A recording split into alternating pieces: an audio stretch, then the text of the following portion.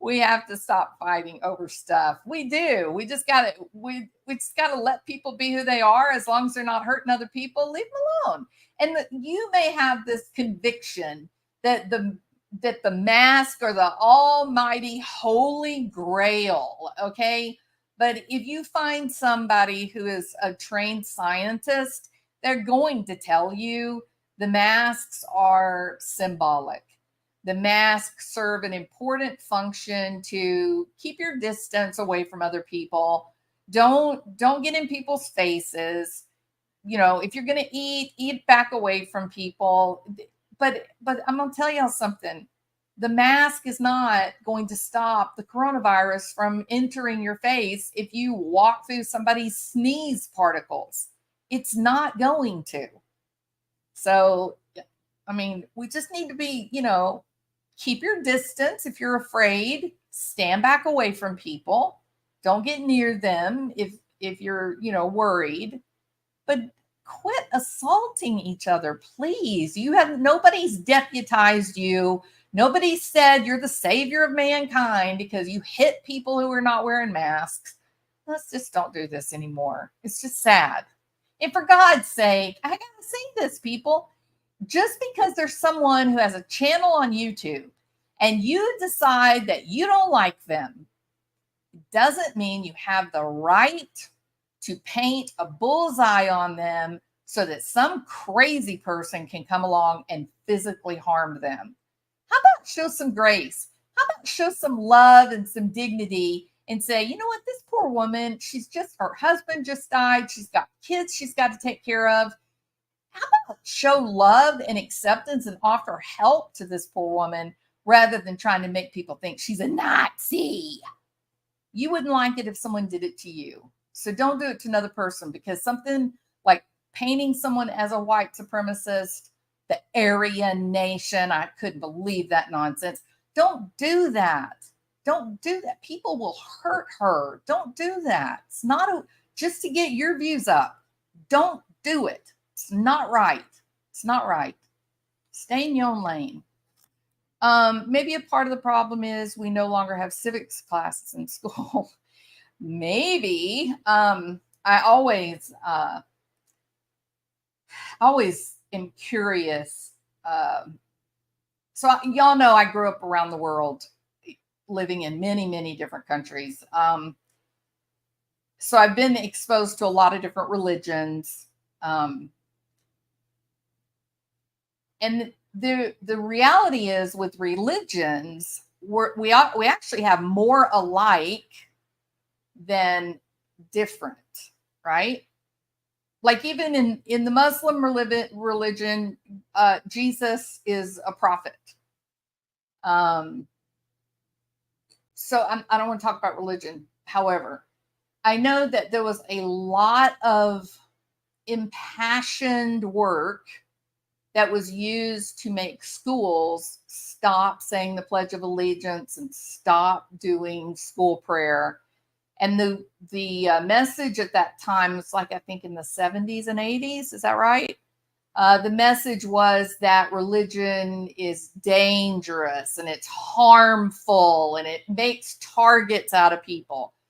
And every time I watch now what's happening in the schools, where kids are throwing desks across the room, hitting the teachers in the head, 5-on-1 kid, beating them in, till the kid is, brain damaged for the rest of his life.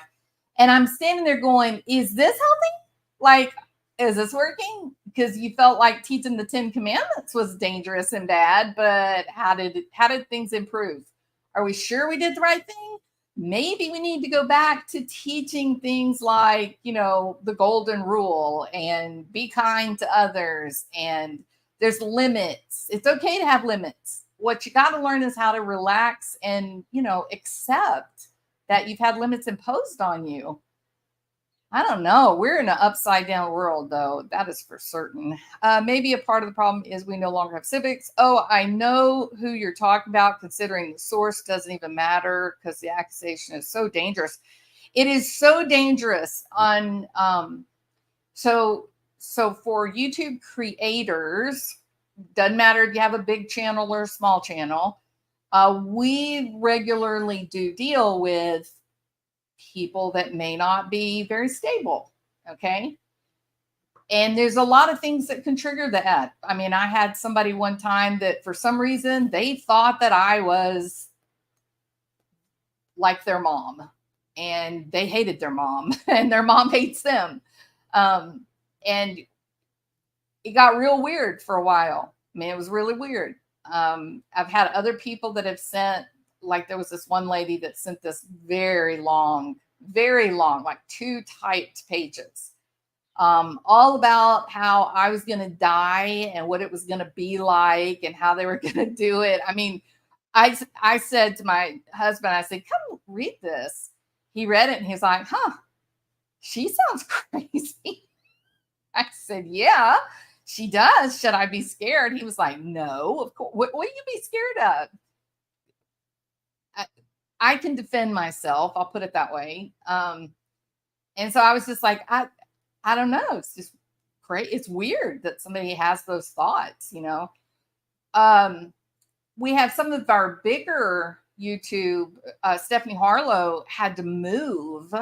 She literally had to sell her house and move her family to another area because she had a crazy stalker. So there are, the reality is that the majority of people here are wonderful people. I mean, we have a great time. We like each other. We're all the same kind of people. But there are people that are in the mix that are not people you would normally run across in your circles in real life, and they may not be safe. And you start taking a woman that everybody knows now that she lives by herself with all these kids because her husband died. And the reason that they know that is because she's destroyed, devastated that he's gone. He was taking care of everything. She doesn't know how to do anything except, you know, try to take care of these kids. So now you've put a bullseye on her. You've literally put her in a terrible, dangerous situation.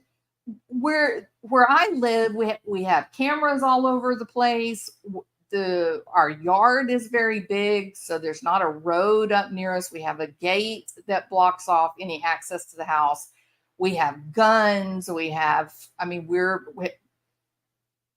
protected. This woman is not. And you're putting out this message to people that she's a Nazi, she's Aryan Nation, that she's a white supremacist, all things that other people could actually literally act on. And she has no idea she's in danger. She has no idea what you're doing. You're spreading this horrible, horrible message on social media. She doesn't know. What's she going to do? She's going to wake up 2-3 o'clock in the middle of the night, and there's going to be a group of these guys in her house one night. Why would you do that to someone you don't know? Someone who is obviously really struggling.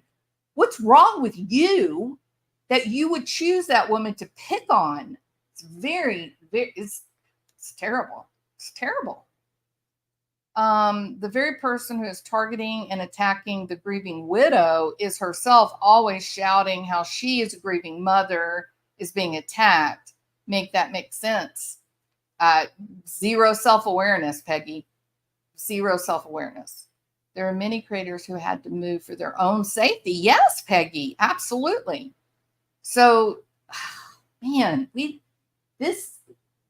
I am very concerned about this woman. To be told to put the message out that you are Aryan Nation that's a very dangerous step to make. Hounds, welcome. So good to see you.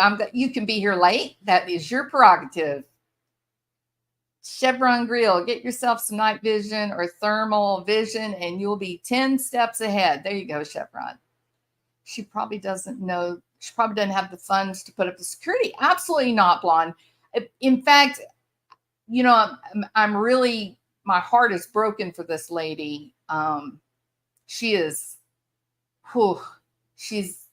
she needs some guidance and she needs someone to help her understand the services that are available to her. So,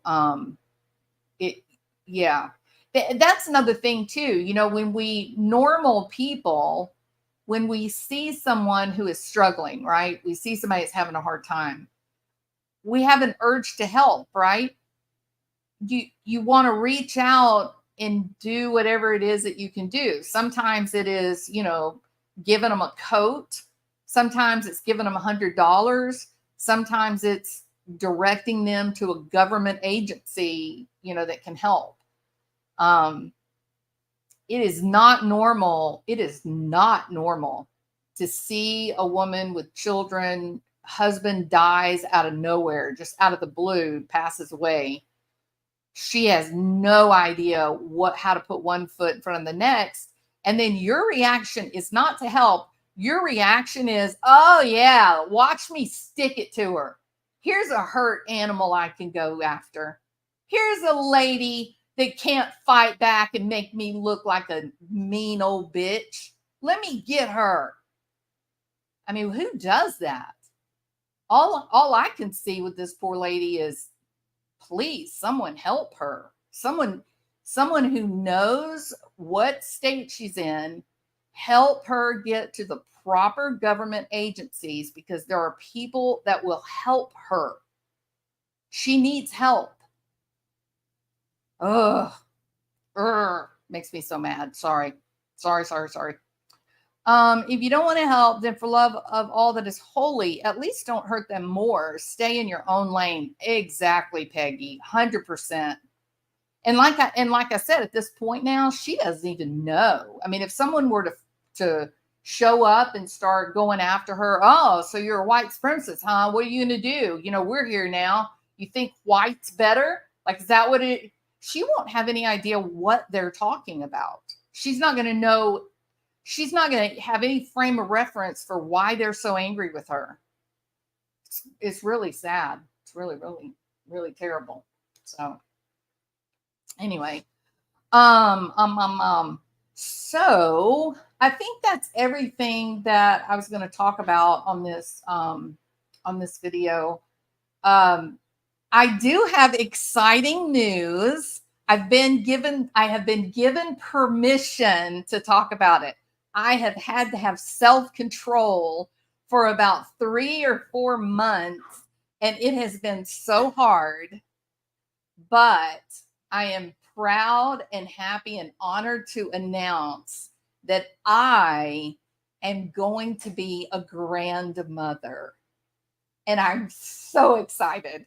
I have waited for so long.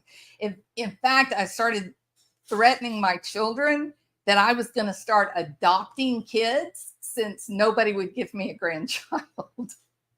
So we are having a baby, people. We're going to have a little baby Jules running around. Yes? I'm so excited. Hi, Wilhelmina Dutch. Welcome. Yes, we got a baby, and she is beautiful. She's gorgeous. And the way I know she's gorgeous is because they did the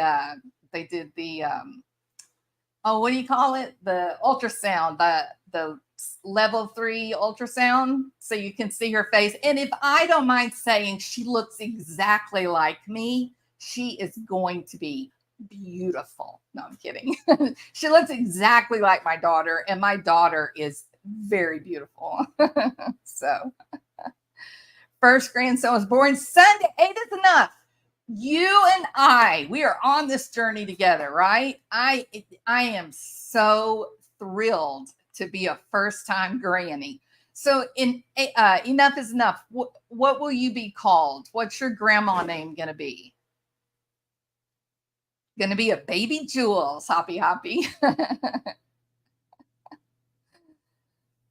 Diane says, I love being a grandma. All my grandkids look exactly like me. Blonde PT. Well, her due date is perfect, Blonde PT. Her due date is February the 14th. Yes. Grammy. Grammy's a great name. I love Grammy. Yeah, so I really think I just want to be Granny. I really like that.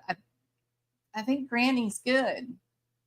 And you know what Bill wants to be called, right? He wants to be Pappy. We like to embrace our old South heritage. So I think we're going to be Granny and Pappy. Valentine's Day. That's right, Hounds. Yeah. Valentine's Day for baby Jules. Yeah. My daughter said, "Oh my God." So I am just extroverted, right? I'm just out there. I'm extra. Everything I do is big, and you don't need just a little bit of pink. It just needs to be, pink as hell.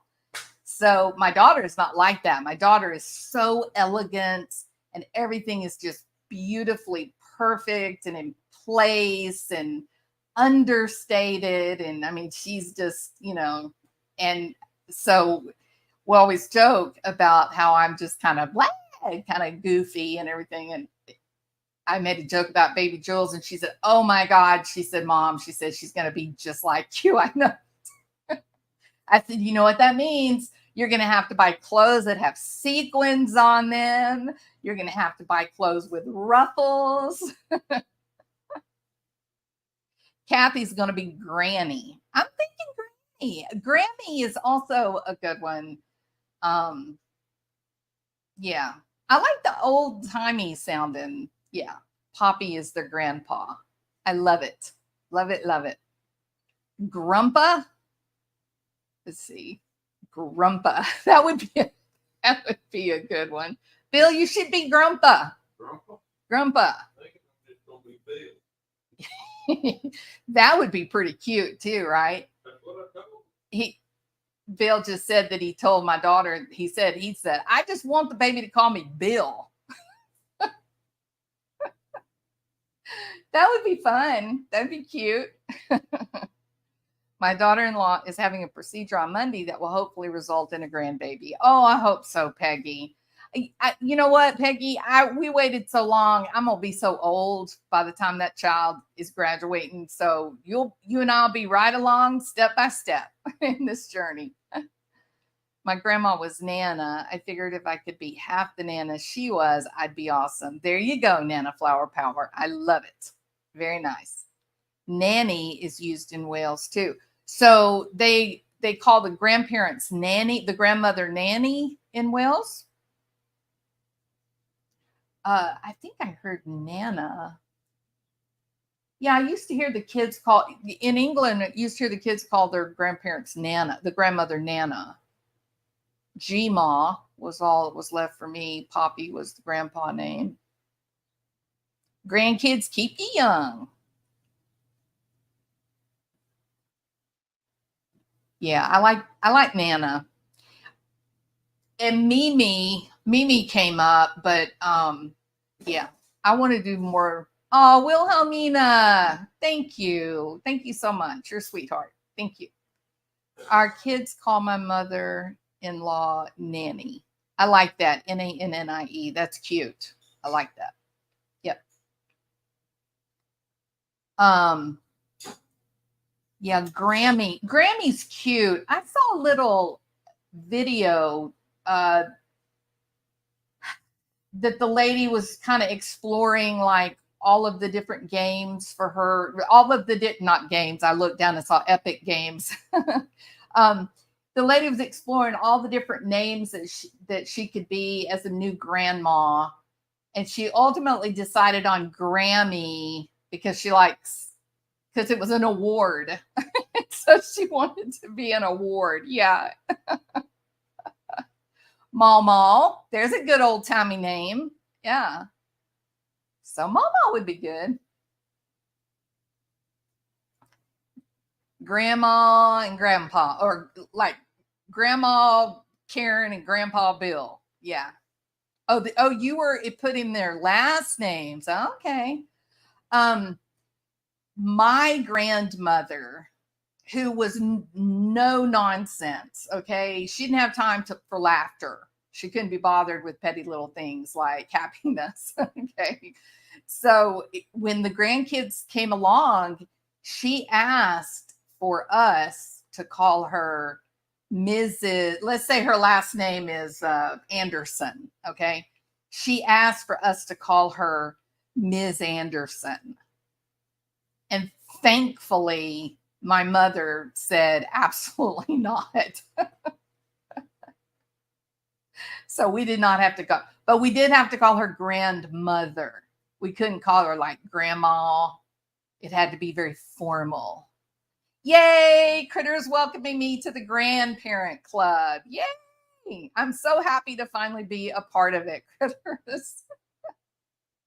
I was talking to my daughter a couple of weeks ago, and I told her, I said, you know what we ought to do? Oh, Glammy. Oh, I love that. Glammy. Glammy. That is a good one. Glammy. That's cute. And my grandmother, her husband, his name, we always called him KK. I don't know why. Because the first grandchild couldn't speak very well. And when they tried to say his name, it came out as, and so he just turned into KK, which is weird.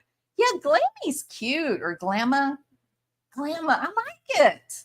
I could get into that. Yeah, totally. Yeah. I want to be Granny, and my ex's new wife wants to be Glammy. Granny and Glammy. There you go, Kathy. Very good. Anyway, yeah, gonna be a grandma. So I am very excited. Grandma. My bestie is Mimi. Hey, Cinnamon. How are you doing? Welcome. So I'm curious. We got 64 people in here. How many of you guys have seen True Crime Rocket Science latest video? If you have, just put a 1 or say me or whatever. Love the brooches that you share. I'm into antique jewelry. Okay, so Hounds, I got to get rid of some stuff. And some of the stuff I have is jewelry. And some of the stuff I have are these old dolls. And I mean old. Like, even they are 1800. Some even older. I have some that are the paper mache with the wax over it. That are in their original clothing, right? So these are some really, I mean, they're 150 years old though, so they're obviously old. So I don't know where to get rid of them at. So if any of you guys collect dolls, or you know someone that might want them, let me know. I was thinking maybe I would just list them like on the, I don't know how to do it, but I don't want to just, and then I thought, well, I could take them to like a museum or to an antique store and let them have them. So I don't know what to do with them, but I got to start cleaning some stuff out, because if I'm going to be a grandma, I got to be light in the loafers, got to be able to travel at the drop of a hat, right? Yeah, so some of them are really valuable, which is a big problem. So I've got a couple of the porcelain dolls that online are selling for $300, $500, $800. So there's 3 different ones. Then I have these others that are listed for somewhere in the neighborhood of anywhere from like 200 to 300 or 400. But the only way that those sell for that is if there's somebody who's willing to pay that. So it doesn't matter what the paper book value is. It's really just about what somebody wants to pay for them. So they're really for collectors, because they still have the old. They still have the original clothes and shoes. They have no chips on them. They're pristine. They were in a locked display case for 100 years. at a hospital. So I'd really just like to give them somebody that would just enjoy them, right? Have the dolls appraised before selling. There are collector websites that you could contact. That's what I thought. I thought the collectors might be interested to see them because they're original, because they have their original clothing, and I thought that might have some value, all on their own. You have to look at the sold and completed items. Okay. Thank you, Sierra. I'm so excited. I'm so excited.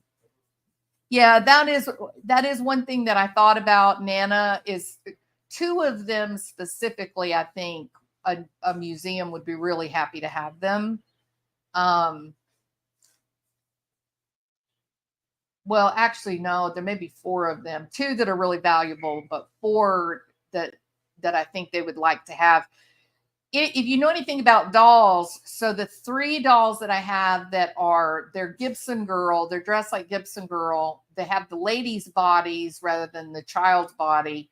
They have the carved wooden legs and hands, and they're paper mache head with the wax over them. And then one of them has actual eyelashes that were added, and I can't remember the name of the guy that used eyelashes on the paper mache heads. So these are, like I said, they have been sitting in a glass case locked for a century, and they came into my possession because the hospital moved locations.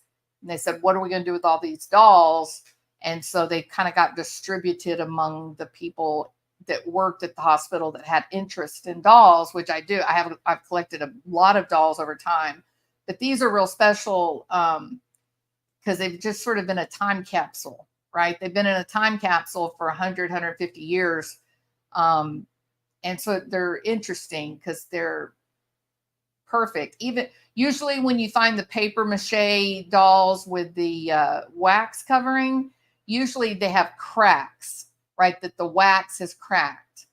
This has no cracks. I mean, it's beautiful. It's really, really pretty. So I have another one. You have to see it. It's too hard to explain. You have to see it. Maybe mine is worth more because the baby is baby and head is, the body is, wait a minute, Sketty, I don't understand. The body is what? I have only one from Germany that's worth over $2,000 that I would love to sell. She doesn't even have her original head. Yeah, so the three that I have, if you look like in a collector's book, they'll tell you that they're like 1,500, 2,700, something like that. But if you go and you look on eBay where people are selling that type of doll, then they're in that $300 to $800. Well, actually, there's a $300 to $1,200 range. So they're only worth what somebody's willing to pay. It's possible that somebody last month paid $2,500 for one, but then they're not going to buy another one. So things like dolls, they can be really valuable, but if the right person with the money isn't there, then it doesn't matter what somebody paid last month for. Have a 3-foot tall Madame Alexander. Wow, that's cool. I sold a Beatles figure playing their instrument with a stage for $800. I would have never thought someone would pay that, right? Yeah. Take a photo and look them up. Okay. It was appraised by an antique dealer. Very cool. So why didn't it have its original head? Somebody had taken the body and then added a new head to it to refurbish. It must have been one of those compound bodies where it's jointed.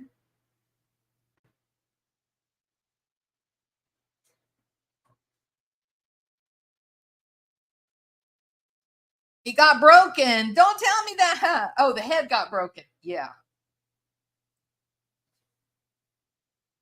Yeah. And when you go on eBay, Sketty Nona, there's some people that are selling only the head, right? So, yeah, I mean, these are porcelain.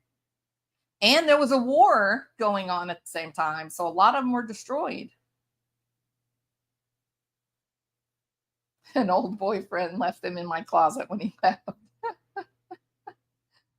Oh, I heard a story one time, Blonde PT, that a guy it was he and his wife split up. He takes off with another woman, leaves. Fast forward 2 or 3 years, and the son, they didn't hear from the dad. He just left, he never to return, right? So then the son gets a little bit older. He's messing around up in the attic, and he finds just cases of baseball cards. And so he starts going through the baseball cards, and some of them were very, very valuable. And I cannot remember. Give me a second. Seems like she ended up, I think she ended up with something like $13,000 just from the ones that the kid had found. And there were still just boxes and boxes that they didn't go through. And she said, I don't feel guilty because he's gone. We don't even know where he is. How would we tell him that he left all of his baseball cards? So yeah, Blonde PT, sometimes they leave, and they leave the best of them behind for your benefit, right? So glad that you found something beneficial came out of the deal. I sell on eBay every day. I have only sold a few dolls. Yeah, I think Queen of Hearts, I think people are just living in this very difficult economy right now, and they're really not buying decorative type things, right? You remember Queen of Hearts. Do you remember when it was such a big deal, like milk glass and depression glass, and I don't know, all the jadeite, you remember when antique dishes used to get a premium, like Prussian china, RS Prussia, and now you can get it out of steel.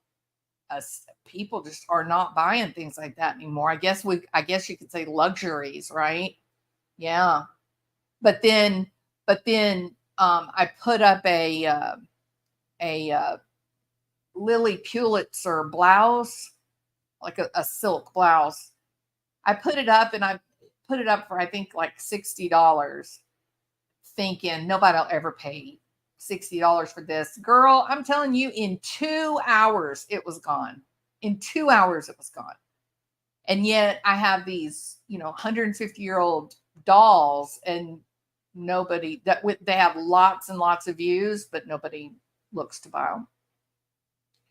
Yeah, the dishes, to me, the dishes are amazing. Expensive china is at thrift stores. That's right, Blonde PT. It used to be like Lenox and Fitz and Floyd. Those types of things were astronomically high, and now you can go into most and walk out with a full set of some nice china. I still get an antique oyster dish I paid $50 for, sold for $85.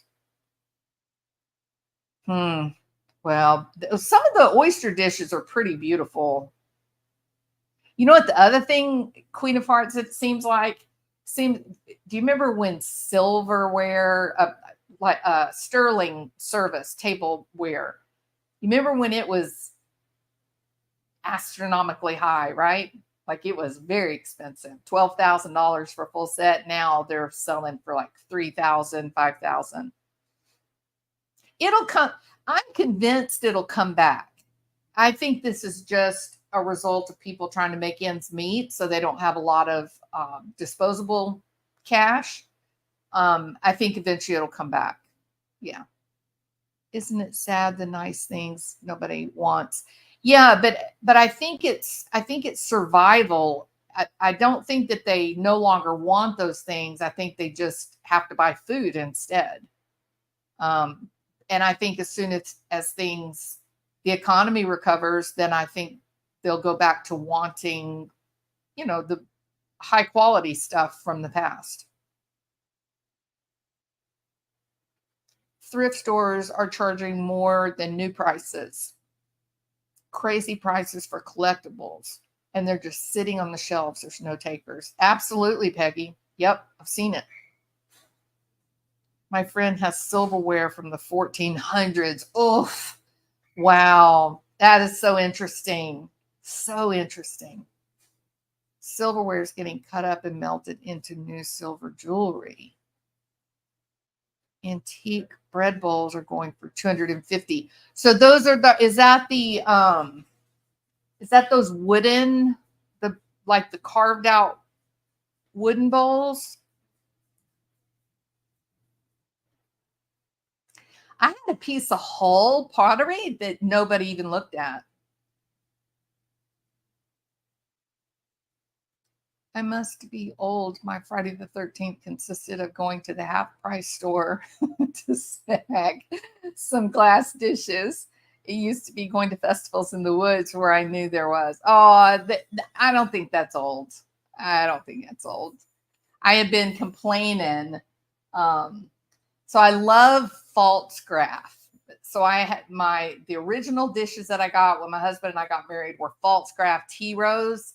Love them. Even today, love them. And I guess about, oh gosh, long time ago, not 20 years ago, would have been about 10 years ago, my son and daughter got together and they bought me a whole set of these really pretty Talavera pottery plates. They're square and they're bright colors and they're gorgeous. Well, now they've been broken. You can't put them in the microwave because they get hot. They're not really very user friendly.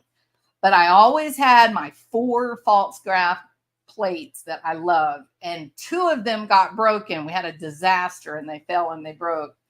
And so I've been complaining, saying I only had 2 dishes, and my son would laugh. He said, "Mom, you got a whole cabinet full of Lennox and there's Fitz and Floyd." And I was like, no, those are not my everyday, plates. And so he came in and he had a bunch of Fiesta ware. And so he brought me 4 new Fiesta, or not new, they're old plates from him, but he brought me 4 of his Fiesta ware because he felt sorry that I was complaining about my everyday dishes.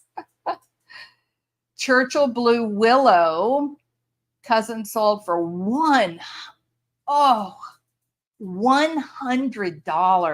Oh my God. I wouldn't be able to sleep, Blonde PT. I would be fighting the compulsion to run to the house and take them back and say, no, it was all a joke. Just kidding. I sell a variety of things. Hand mixer beaters, Tupperware, lots of kitchen things, fan control motors from my dad's electrical stuff, lamp finials, My Little Pony. Very cool. I'm going to tell you something. I don't know the last time that I bought a mixing bowl, like at Walmart, or anytime I get ready to buy like glass kitchenware, I always go to the thrift store. The old glass is the best. The old Pyrex and Fire King is absolutely the best. I'm going to an auction Wednesday night, mid-century, modern and antique Japanese. That is going to be so fun, critters. It's going to be great. Maybe do a live and show your dolls and such. That'd be fun. That would be fun. I would do that. That'd be a good thing to do. Yeah, I'd like that. Good, show my dolls. And what else did I say I wanted to get rid of? Wanted to get rid of the dolls, and there was something else.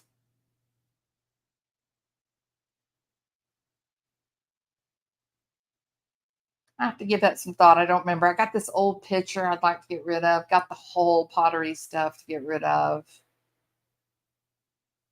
Don't remember. Husband and I had photographed T-Rose collection when we first married. Still have it. There you go, Cattywampus. It's great, isn't it? It's just it's solid, little bit heavy, but it makes it feel, comfortable. Yeah, it's my favorite, Cattywampus. I have the sugar and flour and coffee, I don't know what you call them, the little sets that sit out on your, and then I have the pedestal coffee cups that I love. Got some serving dishes, but I was sick when I broke two of my dishes. So I'll be asking for 2 more for Christmas. Lost my complete set of Care Bears and beanies in a flood. Oh, I'm so sorry. Yeah, it is weird what we get sentimental about, isn't it? Have a pair of lamps that have not yet been appraised. I think they are Dresden. They're fancy with cherubs. Wow, very nice, Hounds. Very nice.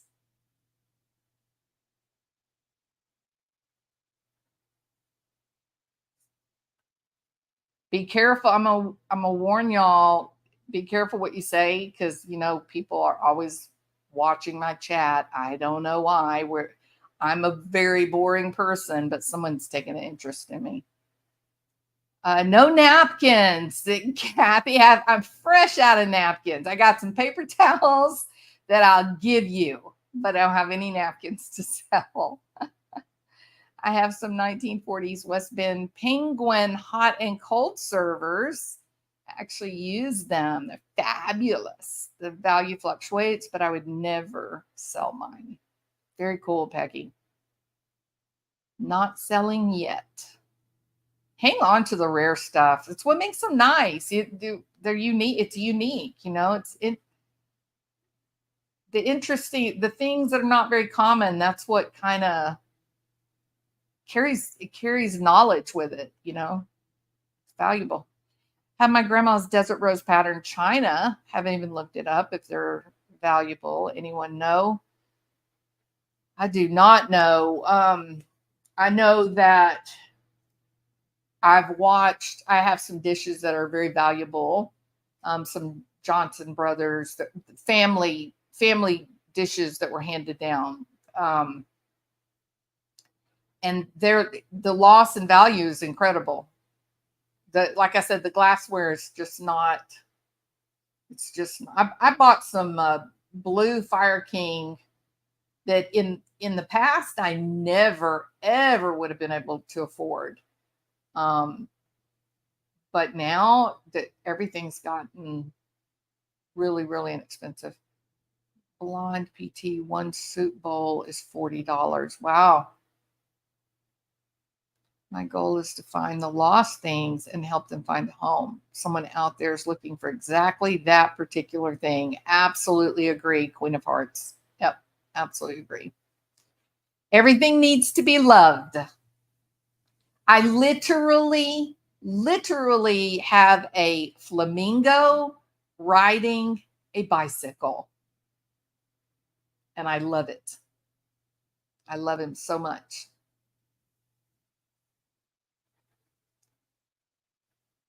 Okay. I don't think I have anything else to talk about. I want to talk about Jeff Libler. True Crime Rocket Science. His latest video, I think it was his latest video. He says it's time we talk about Jeff Libler. I completely agree. Yes, Getty Nona. My sentiments exactly. I would agree with True Crime Rocket Science about that. I think. Well, I will give my part. So, True Crime Rocket Science. He said a long time ago, a different video from quite a long way back. He said that there was a double standard he said that people were too hard on Nicole Kessinger and that they gave Jeff Libler an easy pass, right? And I thought that was an interesting comparison. So I get it on the surface because they're both affair partners. I get that. But I sat quite a while and gave it some thought, and there's some qualitative differences between Nicole Kessinger and Jeff Libler. Okay. And I think the one that stands out as the most important in my mind is this. There is nothing that says that Jeff Libler was there in Salida or Poncha Springs on the morning that Suzanne Morphew went missing. His phone did not ping a tower there in Colorado anywhere. And we do have with Nicole Kessinger, her phone absolutely did. She was there. Okay? So that's the one discriminatory fact that stands out for me. It's not a double standard. If his phone showed that he was in a hotel room in Salida during that week when Suzanne went missing, I would have been jumping up and down, raising all kinds of commotion about investigate Jeff Libler, investigate Jeff Libler, investigate Jeff Libler. The fact is, it simply did not. Period. Didn't. Jeff Libler did not go to Suzanne's house multiple times. Nicole Kessinger did. We don't know if Jeff Libler did any kind of search of Barry Morphew, but why would he? He already knew who Morphew was. But here's the problem with Nicole Kessinger's story about searching Shanann a year earlier than what she claimed, is that she said she didn't know the lady. She said that she had only known Chris for 6 weeks. Well, I've never in my life heard of a girl who met somebody 6 weeks, married with 2 little kids hanging off of them, and she's looking at wedding dresses. That doesn't happen. So, Chris Watts said the morning that Shanann called and he was at Nicole Kessinger's apartment, and he had to go outside to take the phone call. And when he came back inside, he had to, and I quote, talk Nicole Kessinger off the ledge. How many of you have gotten on the ledge after dating someone for 3 weeks? Any of you? So, no, there's a lot of you cannot compare Nicole Kessinger to Jeff Libler simply because they were affair partners. And the difference in the way that they were treated and scrutinized doesn't have anything to do with one of them's a girl and one of them's a guy. Look, there are some YouTube creators on this platform that are highly misogynistic, if I do say so myself, but this is not that situation. I think that I will say this for myself, for me specifically. I do have some serious misgivings about Jeff Libler. I really do. But I don't think Jeff Libler did it. If he was involved, he certainly didn't do it by himself. And I think 100% there's enough to say Barry Morphew has got some splaining to do. So I think Jeff Libler he's guilty of a lot of things, like being a coward or being a liar. But you would have, in order to believe that Jeff Libler was involved with what happened to Suzanne, you would have to believe that he was working in cahoots with Barry Morphew. And that is a hard place to get to, right? Me neither, critters. I ain't never been on a ledge. That's right. Yeah. Certainly not over a guy, right? So but I will say this. So I disagree with rocket science on that point. I don't think Libler got a pass because of this age-old idea that if boys can do it and it's okay, if girls do it, then they're whores forever. That is not, I don't think that played into it, not at all. But I will say this, I have more to say about Jeff Libler, and so I'm going to do that in my next video. I'm going to talk about why the things about Jeff Libler that make me nervous, the things about this investigation specifically, that I think, I feel a little bit like Kaylee Goncalves' father. I think they cleared Jeff Libler way too fast. And that doesn't mean he did do it. It just means that they create reasonable doubt when they don't conduct a full investigation of the other people that might be involved. So I'm going to talk a little bit more, about Libler. There's some interesting, the background and history for Libler, Morphew, and Suzanne. It's interesting, that triangle. It's very interesting. It is not likely that Barry was surprised that Suzanne was with Jeff Libler. He was not surprised. I have zero doubt about that. He was not surprised. They were broken. I believe that Suzanne and Barry Morphew were way broken up. It's that long goodbye problem, right? You know how I always say don't stay too long because it gets dangerous once you've detached. I think they were in that period of time, that long goodbye. They were emotionally detached from one another. They weren't really sharing their lives together. So it wasn't really like she was pretending to love Barry while she was screwing around with Libler. But Libler was lying to his wife and his children. Yeah. Sketty Nona, mine's the tango, but the opus so beautiful.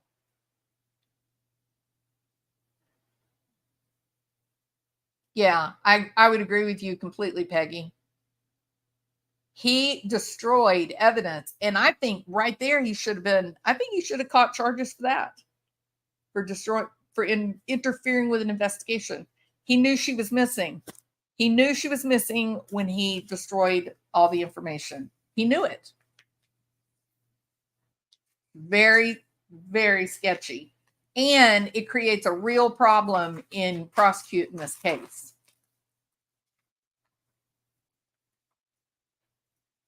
Hey, keep trying.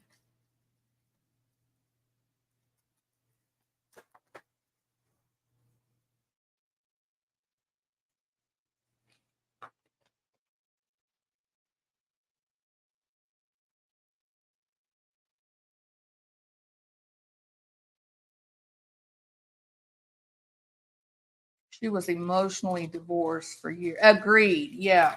And I think her sister, commented on that, right? That the move to Salida was a kind of a last chance kind of thing. And it didn't work out. He was most of the time he didn't even spend the night at the house. I'm talking about in Colorado.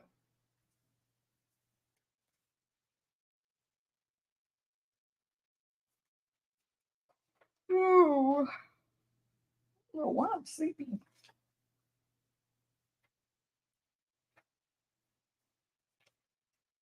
Hey, Crime Sleuthing, how are you doing? Hey, Celestial, welcome. Good to see you.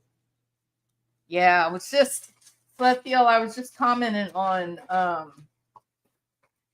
the problem with Jeff Libler.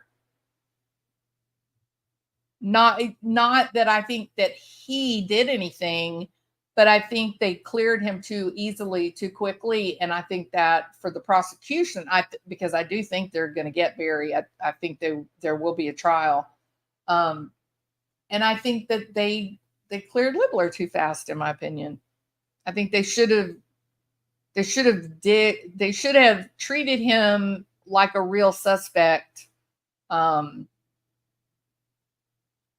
instead of like one of the neighbors, you know. AK Rocks and Martin's timeline is so helpful. Oh, they're totally killing it. Yeah, they're absolutely killing it. Doing great. Great. Yeah, I like. So the other, what was it? 2 nights ago? I think it was 2 nights ago. They did a great live. Oh, maybe it was last night. Oh, I'm tired. My poor brain. Yeah, it was last night. So I was watching. I wasn't really doing a lot of talking or anything, but I was listening to everything. And every time they would, you know, point out, oh, but what about this? What was happening here? Where was the Bobcat while they were on their way to Moonlight Pizza? I was smiling and chuckling, imagining.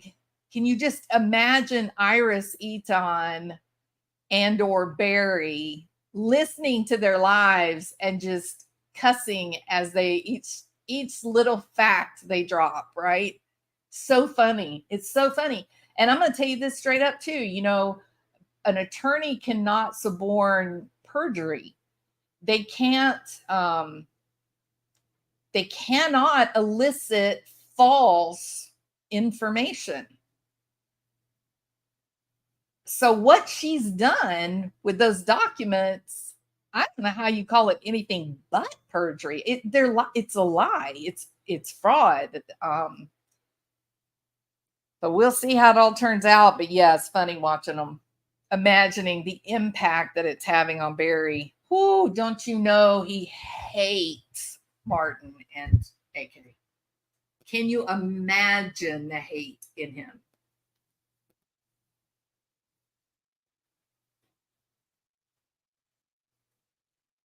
Oh, Blum PT, you've got to go watch it. They hit it out of the ballpark. The last video they did was incredible. Absolutely incredible. I don't think it's been addressed. Just, oh, there's Martin. We went on alert after the live. Right? Everybody man your guns. Right? Oh, yeah.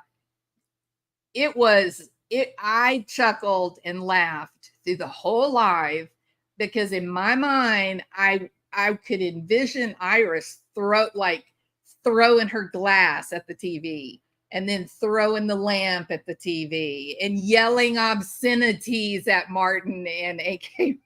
It was so fun. He is Sketty Nona. So when the live finished, I was thinking to myself, what would he do? Right? So Barry Morphew sits and he watches these two guys and they have got it down to just the 10th of, a second on timing. And it's so absurd. It's so, when you see it all laid out, the stupid story about Moonlight and everything that supposedly happened around Moonlight, it's so ridiculous. It's just so ridiculous. And you think about, as Barry is sitting there watching this unfold, what does he do? Right? And that was kind of what I was trying to go to sleep and I was playing that out in my mind. And I was thinking, what does he do? He's laying there or he's sitting in his chair and he's watching this all happen, unfold. Is he frightened? Like, is he like, oh shit? Is he thinking about how do I get out of the country?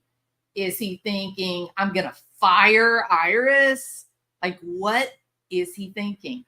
What do you think, Martin? What is he thinking after he watches? Because you totally know he's watching every single thing you guys do.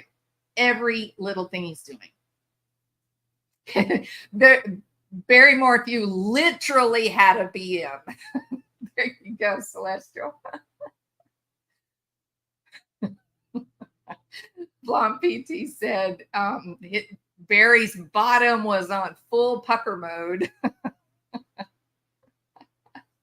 Oh yeah. I just wish we had like one of those mechanical dragonflies that the Army Special Forces has. We could have flown the dragonfly to look through the window as Barry Morphew is freaking out. Adult die. It depends, Barry. Depends, big guy. You're going to be needing them in the days to come. So funny. So funny. Yeah. It's so satisfying, isn't it? It's so satisfying. And I'll say, I mean, the immediate reaction is Suzanne should have her name cleared. She deserves justice. And the two girls need reality in their lives so that they can go on and build a life and be happy and live a good life. The immediate reaction is justice for Suzanne, but then there's that additional indignation that this damn attorney who already ran off her first partner, right? What that crap played out during the preliminary. The first partner attorney that she had was so angry with Iris Eton that second day that she couldn't even look at her. She walked out of the courtroom leaving and didn't even speak to Eton. At one point, she stood up during the proceedings and leaned over the table, and I'm talking about went to town on Iris's butt, chewed her up one side down the other. And to be fair, Iris did pull back and say, "Never mind, Judge." But you know, the live that they did last night, they kind of went through that, how her antics in the courtroom were intentionally to confuse and create chaos. And it worked to the point that the judge was like, "Now what? Wait a minute. I'm so confused." And it didn't happen one time, which was what Martin and AK were talking about last night. It happened 4 different times just on the second day. 4 times that the judge had to stop the proceedings because he was so bumfuzzled and confused by all of her. The only way I have described it in the past, she creates chaos. And I believe that she's doing it on purpose. She creates the chaos, and then she stands back and waits to see if the prosecution is going to be able to make sense of it and salvage that information before they move on. And I mean, it may have been highly effective for her in the past, but I don't think so now. I think with what AK and Martin have done, I don't see it working. She may quit. She may walk out on Barry. She may say, "I don't want any part of this anymore." We do need a Lyris behind bars. Absolutely. Yeah. So Fancy and Barry behind bars, they may get them a friend, Martin. I'm going to find an old Blackbird somewhere. Some old Blackbird, it looks tired and worn out and mad. Say, "Sorry, Lyris. Sorry. You earned it, girl." Yeah, definitely. She creates chaos, Blonde PT. And if you go back to the videos that I did, I don't know, 3 years ago, when I got back from the preliminary, I talked about her antics and how she behaved. I think the name of that video is called Super Lawyers. I think that's what it was called. And I talked about how she was just chaotic. Like she creates, an old crow. There you go. That's what I was thinking of, Martin. Old crow. That's what needs to be behind bars with Barry and Little Fancy. Yeah. But I said then she creates chaos, and it was for 2 solid days of absurdity.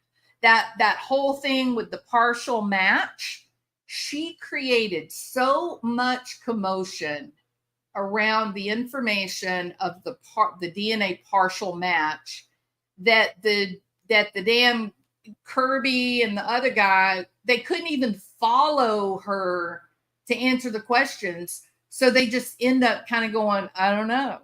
Well, I don't know. What do you mean?" And then they would try to restate it to get it back to fact. And she'd blow it up again and go off down another, tangential route. So she makes a mess.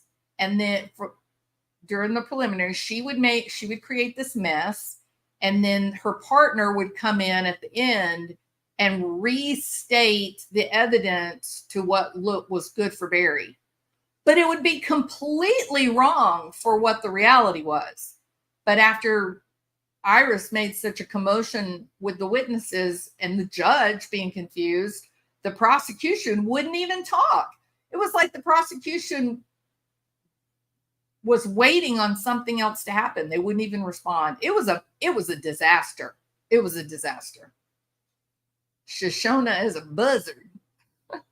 Lyris is kind of like Pinocchio. I can't say that, Celestial. I'll get in trouble. I almost said it though. She is something, not in a good way. She is really something. So, but I'm going to tell you this, even after watching how she conducted herself in the courtroom and the chaos that ensued, never did I expect that data would have been manipulated. And AK and Martin have shown that the data was manipulated. Never would have believed it. Yes, a turkey vulture. There you go. I'm gonna have to get a bigger cage, damn it. Barry behind bars has got a little bitty cage, so he and his lovely, fancy can be happy together. If I'm going to have a turkey vulture, it's going to require a large cage. Plenty of room to hop around. Lyris will have lots of friends, though, right? She's got lots of friends that are in the penitentiary. Anyway, you guys were awesome. Truly awesome. You're killing it. It's amazing to listen to y'all. Truly. She may have already quit him. Caught something from that kissing. They did have a big old smackaroo in the parking lot. Can people file an unethical complaint against her with the bar? Oh, I think it's been done. Yeah. I think it's been done. Yeah, that was, ugh. Bye, critters. Thanks for being here. It was fun. Yes, thank you so much. Well, it's not the first time she deleted the data, but it is. Hey, niece, how are you doing? Welcome. Not the first time she deleted data. It's so. Do you know how arrogant that is, though, Martin? That level of arrogance that she would do this with no fear, that no worry, and present it to a judge is pretty amazing. Which is one of the reasons that I kept thinking about what was her reaction listening to y'all's live last night. Like, what was her reaction? I wish to God we could know. I really wish we could know. At Turkey Vulture will eat Barry behind bars in one bite. Take a bite out of his buttocks. Great Saturday afternoon. Thanks for being here. Thank you, Blonde PT. I appreciate it. Good, niece. I'm glad you're doing well. Yes, this has been actually a long live, much longer than I thought that it would be. It's 2 hours. So I do think that I do agree with True Crime Rocket Science that, maybe it is time that we talk about Jeff Libler a little bit. I don't think he did it, but my concern is, and I do believe there's going to be a prosecution. I do believe that this is going to go back to the courts. I believe that. So I am concerned about Jeff Libler because I think they didn't investigate him properly. I think they dropped the ball. How in the world, I think it's unreasonable to say just because someone used your credit card to purchase something in a store that you say that is an alibi. That is not an alibi, in my opinion. She's a big time lawyer in a small town court. Yeah, That's the problem, right? And you would hope, Martin, that those big time lawyers would take their ethics seriously. I mean, that's the reason why professionals have board of ethics, is to guide them, to guide professional behavior. And the question would be this, Martin: why in the world would this woman be willing to, well, be, in my opinion, this is only my opinion, doesn't mean it's real, but demonstrate some unethical behavior, possibly illegal behavior? Why would she do that for a nobody like Barry Morphew? Like, what would drive her to put her career on the line for someone like Barry Morphew? Why? And I don't know the answer to that, Martin. Why isn't he just a client? Why isn't he just a regular client, and she's being hired to make sure that, you know, his civil rights are not trampled on, that everything is done properly according to the letter of the law? Why did she go beyond that? That's what bothers me by what you guys have uncovered that she's done. Why? What drove her to do that? It's very strange to me. Yeah, I agree, Peggy. But the big cases, you know, that's where it becomes all the more important, in my opinion. They really need to be careful, you know. She knew in court, we are going to move off the pizza now. Yeah, 100%. Absolutely. For the money. Okay. Well, she's about the Benjamins. Barry Morphew has powerful people connected to him. I don't know. Blonde PT says, I think she got mesmerized by Barry's captivating smile and blonde locks. Us blondes do that to people, you know. Okay. I'm going to tell you this. I've said it before. Vanessa from Unmasked, you can ask her, okay? Lauren Scharf, she knows. There is something creepy about Barry Morphew. And it's weird because you look at him and you're like, okay, there's a normal looking guy, handsome guy, attractive, blah, blah, blah, right? That's the first, immediate reaction. But I am telling you, when you are near him, you have a physical compulsion to get away from him. There's something wrong. And Vanessa felt it too. We talked about it. Something weird about the guy. Something very weird about the guy. In my opinion only. And I'm not special. I'm not speaking for truth. Don't come for me, Lyris. They don't even realize it's a big case until it blows up in the media. Every case should be treated as a big case until it isn't. There you go, Peggy. Yeah. Hey, Leela, welcome. We've had a great party, Leela. We're kind of celebrating, Leela. Today, I made the big announcement that I am to be a first-time grandmother. First time in history. I'm going to be Granny. So I'm celebrating being Granny. I had to buy something today to be Granny. He's a creeper person. He is a creeper person. If ever there was a creeper person, old BM is a creeper person. Yeah. It feels bad to be near him. Doesn't feel right. There's something wrong. Does he follow Odin? I don't know, Kathy R. That's a question. Thank you, Leela. I'm so excited. Martin, I can't even let my imagination cannot go there, Martin. I cannot think about that. I know what you're saying, but I just can't. And can you imagine he would go to his death before he would let that get out, right? Yeah. Thank you, Celeste. I'm so excited.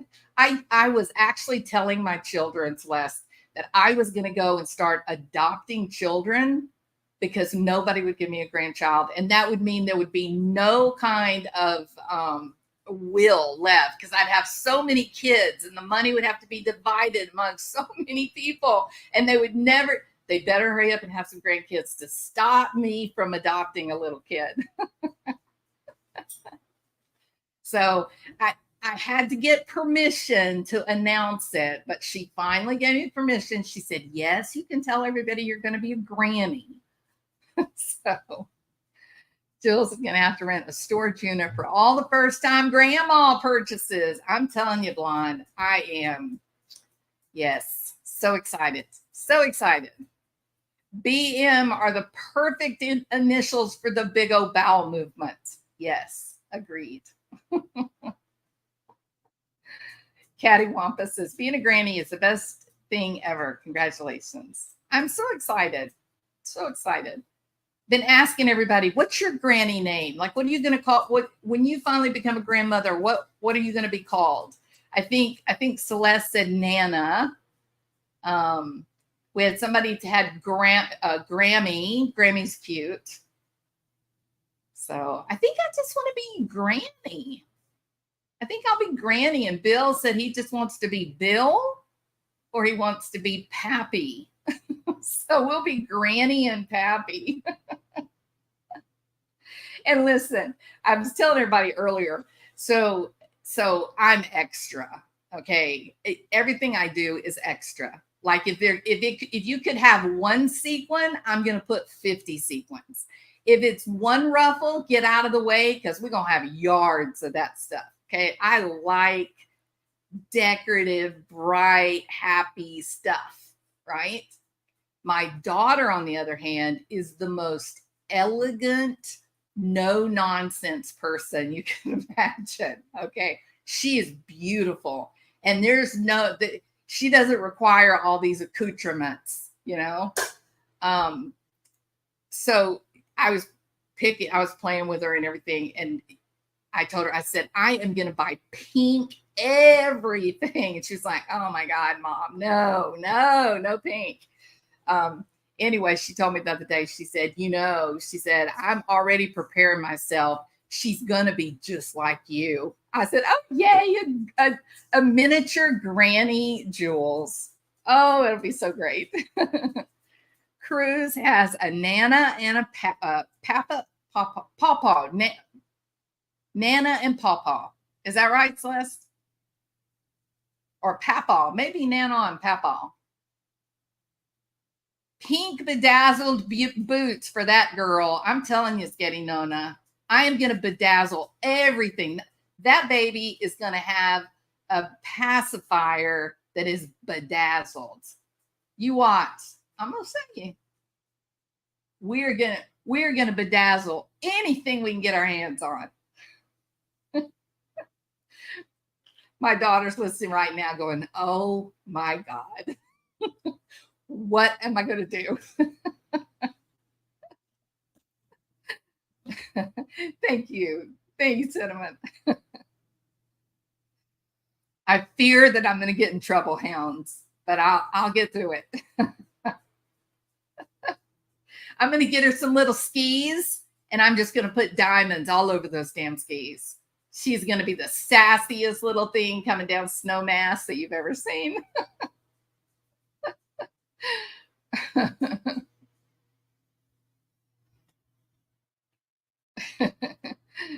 Yeah, so her husband, you cannot keep him off of the slopes. He skis. He goes before work. His lunch hour is skiing. His after work is skiing. It's a never ending just ski. And so he was already asking his friends, now how old do they have to be before we can put them on skis? And his friend told him, he said, well, as soon as she can stand up, you can put her on skis. So I'm thinking, oh my God, please keep my grandbaby safe, please. Wanted to be called Grammy, but they call me Memo, and it melts my heart every time. Aw. The cowboy hats with stained glass windows. I don't think I know what that is. The cowboy hats with stained glass windows. I'll have to look that up. My daughter won't even wear a stitch of makeup. I'm full on false eyelashes. My first granddaughter is just like me. We're full on nail and braids and bows. There you go. There you go. We'll see what happens. My daughter and I are already arguing over like baby beds, and because I like the Victorian, lots of curls and cues, and she is no nonsense. She's very, very elegant. Bedazzle that baby. There you go, Crime Sleuthing. If I can fit one diamond on it, it's going. One diamond. Not fooling around. I'm going to order a new bedazzler just to be safe. Give her a pony with a sequin saddle. My first child, y'all are going to laugh at me, but my dogs all have bedazzled collars, except for Drover. Drover has a bow tie. He has a blue plaid bow tie. My first child named my mom Bella Dante and my dad Bumbo Bud. That is too cute, Cinnamon. That is too cute. You're going to have the time of your life. Grandkids bring so much joy. I am so excited. I am so excited. I'm totally moving to Colorado to be with that grandbaby. Totally.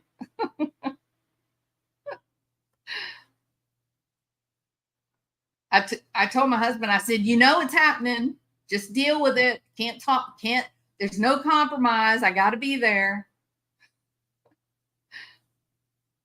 I'm about simple elegance for myself, but I love to doll others up. That's how my daughter is getting on. She makes things look so beautiful and perfect without all the fuss, right? I can't do it. I am extra. For sure. I'm like Blonde PT. Oh, look, I think I can put another eyelash right there. I think that's the best idea ever. Frequent flyer miles. There you go, Blonde. Anyway, we are very excited, and y'all are very kind to celebrate with me. I know you're like, I don't care. I've got 10 grandkids of my own. But look, y'all, I have been begging my kids. It's gotten a little weird, to take the truth.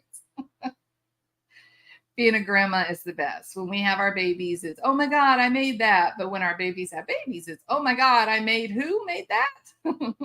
Just wait. It is surreal. I just can't wait. I'm telling you, I am so excited.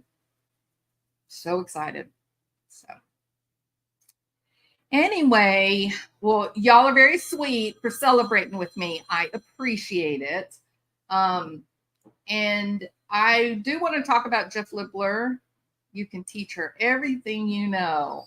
I have to ask permission. I have to ask permission. My daughter's like, Mom, just tone it down a little. I'm like, really? Do I have to?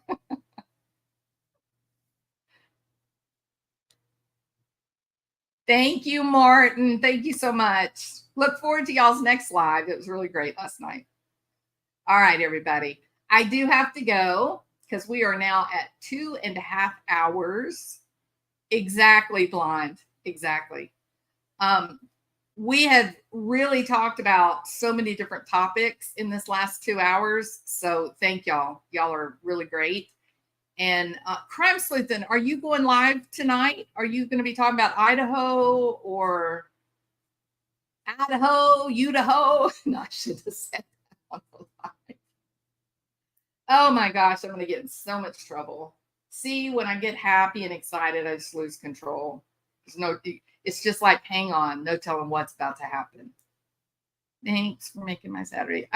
Absolutely, Peggy. I appreciate you being here. Thank you so much.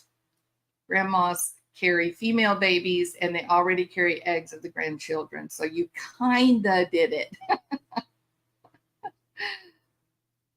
Wouldn't that be fun if she came into the world with a little bedazzler in her hand? It'd be great. Hi, Allie. Thank you so much, Allie. I'm so excited. I'm so excited about all of it. It's really great. Great, great, great. You guys in Colorado, some fine folks. Going shopping while listening to y'all's live last night. It was a great live. If you guys have not seen AK and Martin's live from last night, you've got to go over and watch it. It's a must. Crime Sleuthin is not going to be live. She is date night with her hubby. Well, I hope you guys have a great time, whatever you're going to do.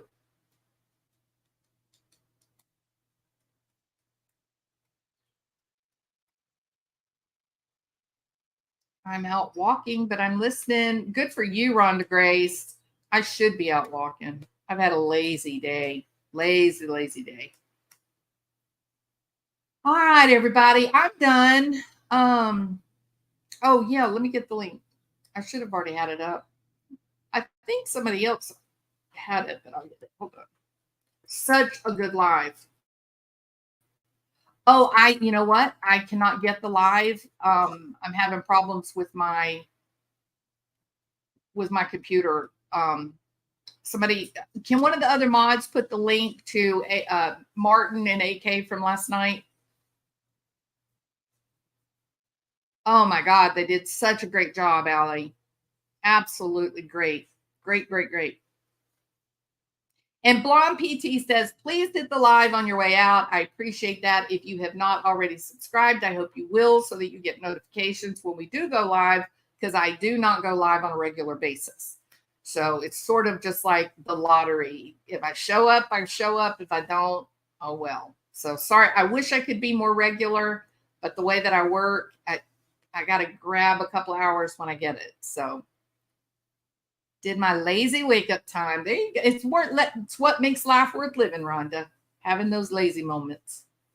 All right, everybody. Thank y'all for being here. I appreciate it. Please, did we get a link? Nobody ever put a link up, and I can't get the link. I'll try one more time with a different. Nope. It is not going to let me go to a different website. I've got to sign out, and it's a big deal. So can we get a link for Martin and AK's live last night?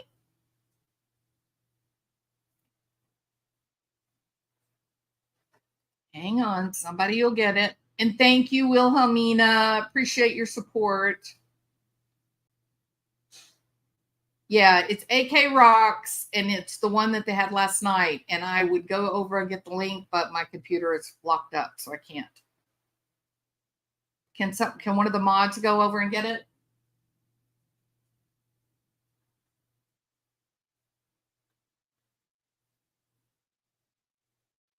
Cinnamon, hot, you win. Thank you. You're a sweetheart. Thank you. All right, so there's the link to Martin and AK last night, and you can, it's a do not miss. It is a do not miss. It's amazing. Okay, it's very good. Very fascinating information that, well, let's just say that Barry Morphew had a BM, and Iris Eton may have gone to bed crying. That's all I'm going to say. All right. You guys are amazing. Thank you so much for hanging out with me and helping me celebrate. I appreciate all of you so much. I'll be back. All right. Y'all have a great Saturday.